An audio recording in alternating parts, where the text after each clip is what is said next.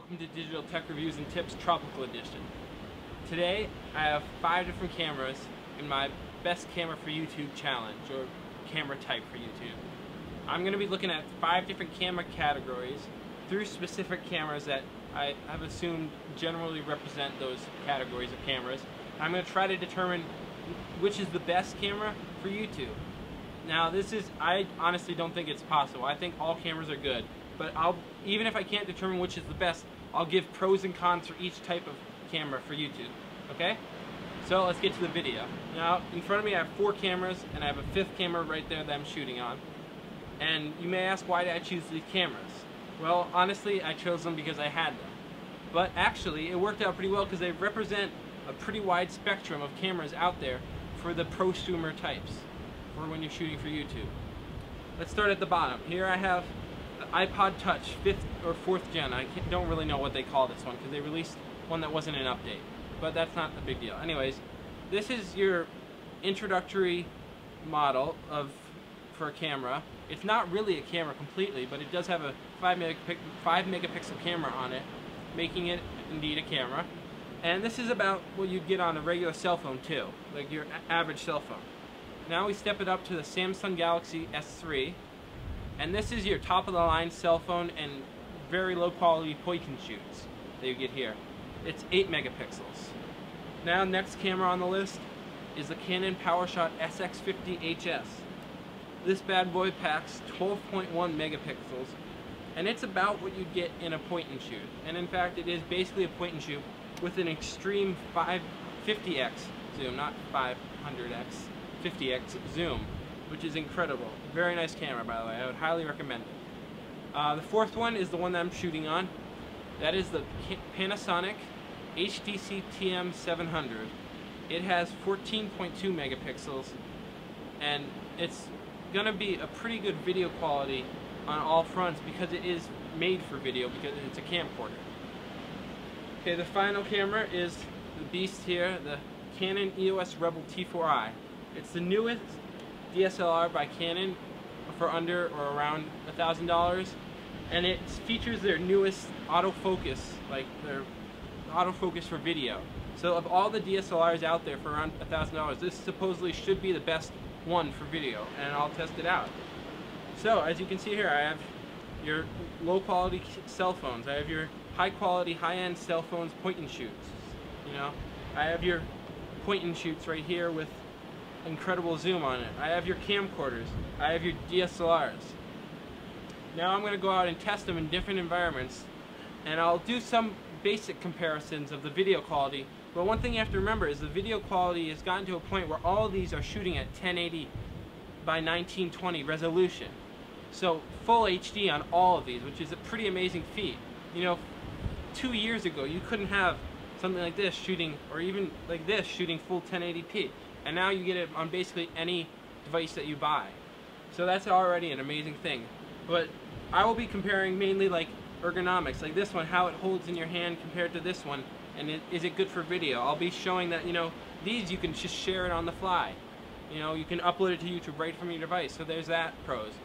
I don't think I'll ever come to which one is the exact best for YouTube, but I will hopefully give you very helpful pros and cons and why you should choose one device over the other, and help steer you towards making your camera purchase for YouTube. So, let's get to it, guys. Okay. Now, the first 2 cameras I got here are the iPod Touch and the Samsung Galaxy S3. 5 megapixels and 8 megapixels, respectively. You might say that's not a very big difference, but the difference is going to come in the bit rates. This has a 2.5 megabytes per second, and this has a 19 megabytes per second bit rate. Now, what that means is basically how much information is going to be sent to the video in the end. To put it into perspective, the DSLR has 48 megabytes per second, the T4i. And the top DSLR that I know of right now, under or around $1,000, the Panasonic HX3, I think, comes in at 75 megabytes per second. So that gives you a little bit of a view of that. Anyways, the main thing that these are good for is for sharing. Though I can't do it now because I don't have Wi-Fi or cell down here on the islands, you can take a video with these and instantly share it to YouTube, Facebook, any site that you want to, basically. You can bump it with someone, you know. you can do basically anything with it, guys. And that's one of the things that's so great about them. They have no optical zoom, you should remember, with these devices. So you really can't zoom. When you're zooming, all you're doing is just cropping the image to make it bigger. So yeah, these are really good for shooting on the fly. Everyone has them now on their cell phones and on small point and shoots, you know, they got them. And they're good because you can put them in your pocket, pull them out at a moment's notice, catch that cute cat video or catch the person dancing on a subway or something like that. That's going to be the next viral video for YouTube. So that's it, you guys. I'm just going to show you a brief clip of these two compared. And yeah, that should be right after this. So hope you like it.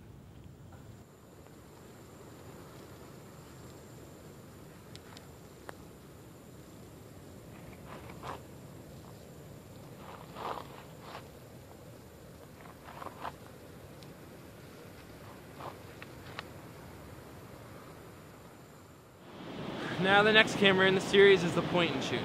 This is the Powershot SX50 HS. It might not look much like a point and shoot with its 50x zoom. Ow, yeah, but it still is.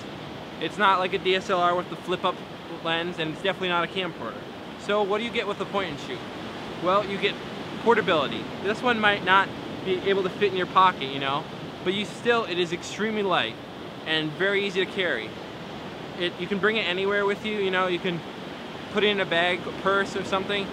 I don't carry a purse, but I know people do carry purses, but anyways. Yeah, and it's just really light and you get a really good image out of it. You can take pictures with it because it is a point and shoot camera. And the video quality isn't incredible, but it is pretty good. The bit rate you're gonna get around here is around 25 megabytes per second. So a little higher than the Samsung Galaxy S3. Now, another thing that's so good about these is inexpensive.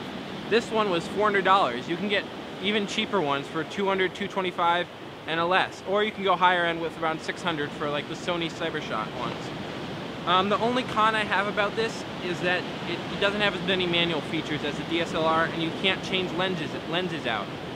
So if you're looking for more of a manual, like be able to focus and stuff like that, or change your white balance and all those settings around, I wouldn't recommend a point and shoot camera just because it's so much geared for the beginner and the automatic type. So yeah, that's it. Here's a sample video taken with this camera.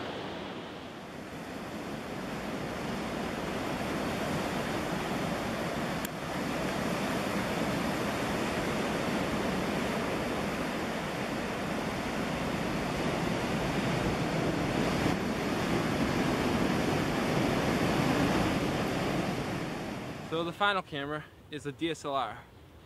This is the final camera because I'm not actually going to take time to talk about the camcorder because this whole video has been filmed on the Panasonic camcorder. So just look at the whole video basically and you'll see the quality that I'm talking about.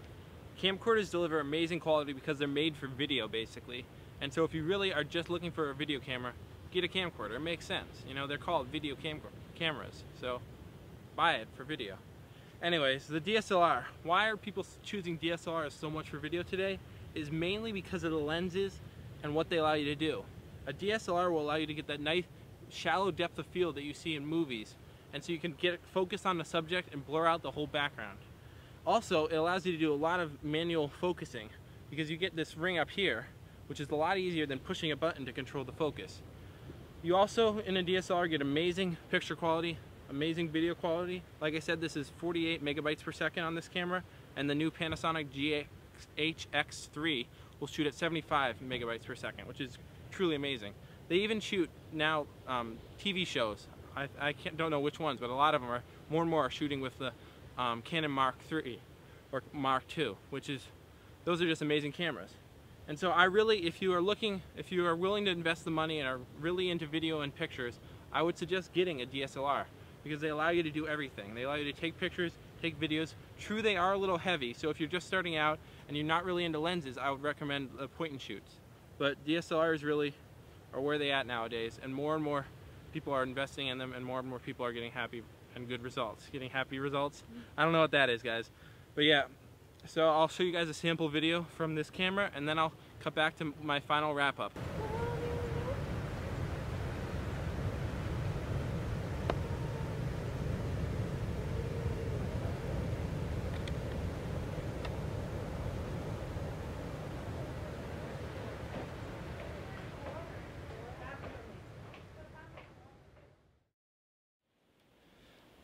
So that wraps up my best camera for YouTube challenge video. It's not really a challenge, but you know, that's the video. I hope you guys liked it. As I said in the beginning, I wasn't able to come to a conclusion. You know, I wasn't able to say point and shoots are the best, or I wasn't able to say camcorders are the best, or the Samsung Galaxy S3, or the iPod Touch, or the DSLR over there. You know, I wasn't able to say which one was the best, because it really matters who's shooting the video, what you need it for, what's your price range, what's your budget. And I know it sounds cliche, guys, but the best camera is the camera you have on you. So it's better to buy a low-end point and shoot, or use your cell phone until you can afford a better camera, you know, because you're going to be able to make videos either way. And if you're really good at making videos, it's going to show through and people are going to take notice. So I hope you liked the video. I hope you found the tips that I gave you helpful. One more time, it was with the iPod Touch, the Samsung Galaxy S3, a point and shoot over there, the Canon Powershot SX50 HS, the Panasonic HDC-TM700, and of course the DSLR as the Canon EOS Rebel T4i. So guys, that's it. Please subscribe, click that button, click the like button, comment down below, ask me questions. I try to answer them as quickly as possible. Follow me on Facebook, or like me on Facebook, that is. Follow me on Twitter. Please guys, thank you for watching. It really helps if you do all those things. Yep, ask me questions as I said below, and I hope you guys have a good day. Peace out.